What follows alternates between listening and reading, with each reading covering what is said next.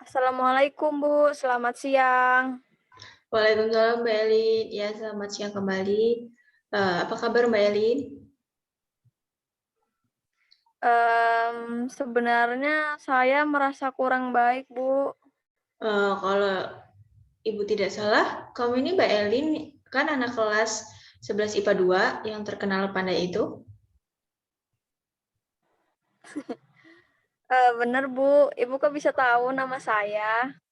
Ya, Ibu tahu apalagi dengan murid Ibu sendiri yang terkenal pandai dan sering dibicarakan oleh guru-guru di sekolah. Ibu bisa saja.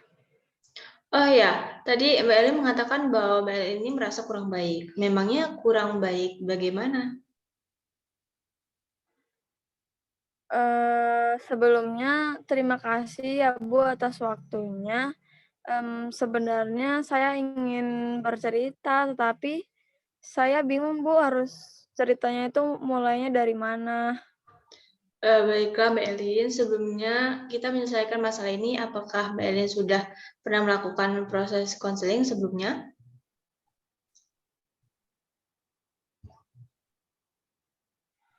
Tidak Bu, saya belum pernah. Baiklah, Ibu akan menjelaskan sedikit terlebih dahulu apa itu proses konseling.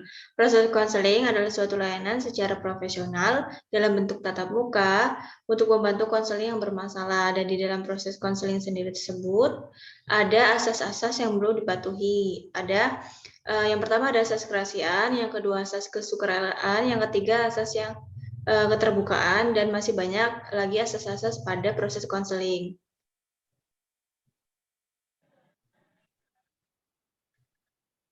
Jadi seperti itu ya Bu proses konseling. Sekarang saya sudah paham Bu. Alhamdulillah jika Mbak Elin sudah paham, bisa Mbak Elin ceritakan kepada Ibu tentang masalah yang dihadapi saat ini? Mmm, Sebenarnya begini Bu, saya punya masalah dengan mantan pacar saya Bu. Oh, baiklah, Ibu sangat memahami permasalahan yang dihadapi oleh Mbak Elin. Jadi di sini Mbak Elin mempunyai masalah dengan mantan pacar seperti itu ya? Iya Bu, benar. Baiklah, bisa Mbak Elin ceritakan masalah yang dihadapi Mbak Elin tentang mantan pacar Mbak Elin sendiri? Baik Bu. Jadi kami itu sudah berpacaran lebih dari 2 tahun dan sejak, sekitar 1 minggu kemarin, saya putus dengan pacar saya Bu. Ya, teruskan bercerita Mbak Elin. Nah, ketika saya sudah putus itu dengan pacar saya, hidup saya itu seperti hampa banget, Bu, dan sangat merasa kehilangan gitu, Bu, kehilangan berat. Saya merasa sakit hati gitu kepada mantan saya, Bu. Kira-kira kalau boleh Ibu tahu, apa yang membuat Mbak Elin ini begitu sakit hati dengan cowok di masa lalunya Mbak Elin?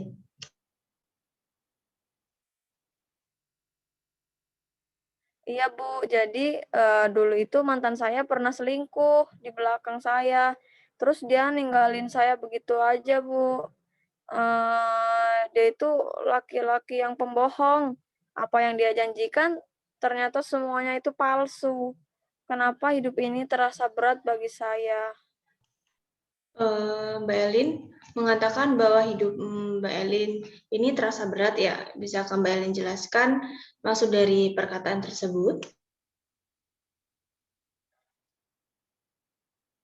Ya, iya Bu, saya merasa masalah ini menjadi beban banget bagi saya. Ya, hingga sekarang saya ingin sendiri dan menjadi orang yang pendiam. Saya berpikir bahwa, semua laki-laki itu sama aja Bu. Nah, alasan apa yang membuat Mbak Elin ini beranggapan semua laki-laki itu sama? Iya Bu, memang semua laki-laki itu sama aja seperti mantan saya, hanya bisa mengecewakan perempuan aja. Jadi saya sekarang, sudah jarang berteman dengan laki-laki Bu, dan sudah nggak percaya gitu dengan laki-laki, nggak percaya dengan semua laki-laki. Ya itu membuat saya, takut untuk membuka hati kepada laki-laki lain, Bu. Nah, seandainya saya tidak bertemu dengan mantan pacar saya, mungkin, saya tidak akan seperti ini sekarang. Nampaknya Mbak Elin ini mempunyai pemikiran bahwa jika Mbak Elin tidak mengenal kekasih di masa lalu Mbak Elin ini tidak akan menjadi seperti ini. Iya, Bu, benar. Saya benci banget dengan mantan saya, hingga saya juga menjauh dari teman-teman laki-laki di kelas saya, Bu. Memangnya salah saya apa, Bu, hingga dia tega memperlakukan saya seperti ini? Baiklah, terus apa yang Mbak Elin inginkan dalam proses konseling kali ini? Ya, dalam, konseling ini saya ingin menyelesaikan masalah ini, Bu. Apakah saya salah jika saya berpikir bahwa semua laki-laki itu tidak bisa dipercaya? Ya, saya bingung, Bu. Oke, jadi masalah yang Mbak Elin hadapi ini adalah Mbak Elin ini merasa tidak percaya lagi dengan laki-laki dan takut untuk berteman dengan laki-laki lain. Karena Mbak Elin beranggapan semua laki-laki itu sama. Seperti yang di masa lalunya Mbak Elin, hanya menyakiti dan mengecewakan perempuan. Benar begitu? Iya, Bu, benar begitu. Baiklah, dalam masalah yang dihadapi Mbak Elin saat ini, Ibu belum bantu dengan strategi restructuring kognitif karena tampaknya Mbak Elin ini banyak berpikir negatif terhadap teman-teman laki Mbak Elin. Apakah Mbak Elin tahu restructuring kognitif ini apa?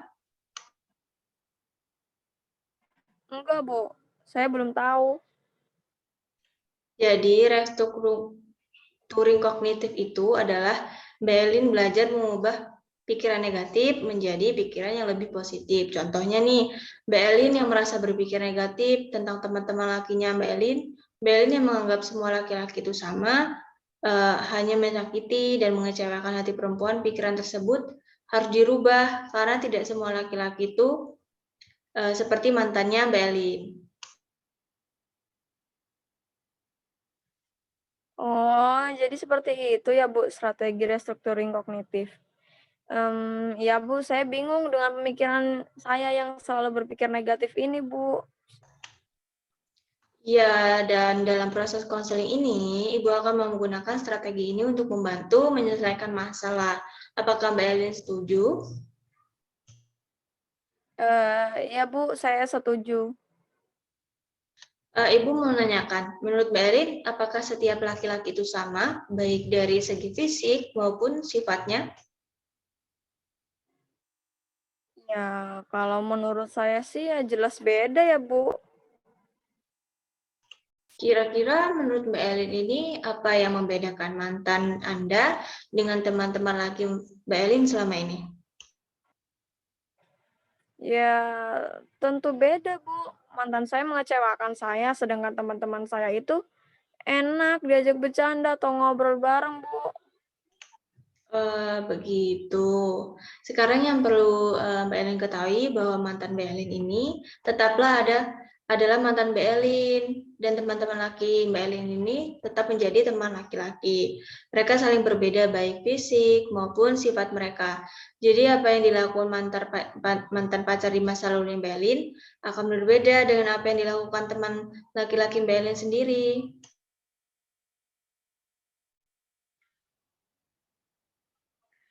Iya, Bu, saya sadar bahwa mereka memang berbeda. Saya terlalu berpikir negatif. Coba pikirkan jika Mbak Elin tetap dalam masalah ini dan selalu berpikiran negatif thinking. Apakah Mbak Elin bisa menjadi orang yang lebih baik lagi?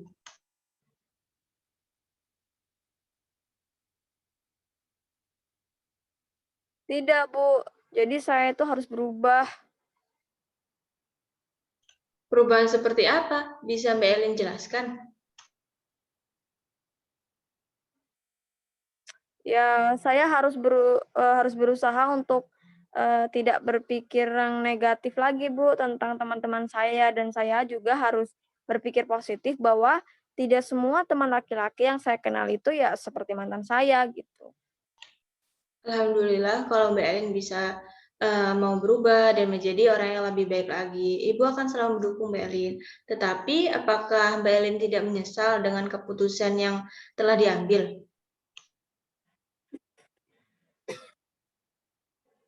Enggak, Bu. Saya tidak akan pernah menyesal. Saya sadar saya itu harus berubah, Bu. Bagus sekali Mbak Elin. Jika Mbak Elin sudah menemukan pikiran positif dari teman-teman Mbak Elin masa lalu, mulailah untuk berkomunikasi lagi dengan teman-teman, khususnya teman Mbak Elin yang laki-laki. Apa Mbak Elin bisa? Iya, Bu. Saya yakin pasti saya bisa. Baiklah, hari ini apakah Mbak Elin sudah bisa menyelesaikan masalah Mbak Elin sendiri dan sudah bisa berpikiran positif? Dari yang berpikir negatif tentang teman-teman Mbak Elin, dan dikarenakan kekasih Mbak Elin, laki-laki itu sama dengan mantan pacar Mbak Elin, hanya menyakiti dan mengecewakan perempuan. Namun sekarang, apakah Mbak Elin sudah mau berubah dari pemikiran Mbak Elin yang salah tersebut menjadi pemikiran yang positif? Kemudian sekarang Mbak Elin mempunyai niat untuk berteman dan berkomunikasi kembali serta bercanda bersama dengan teman-teman Mbak Elin.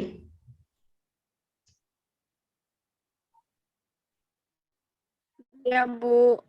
Terima kasih, Bu.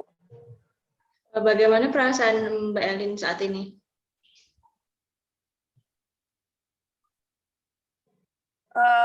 Saya merasa lebih lega, Bu, dan saya tahu apa yang harus saya lakukan berkat bantuan Ibu. Terima kasih sekali lagi ya, Bu.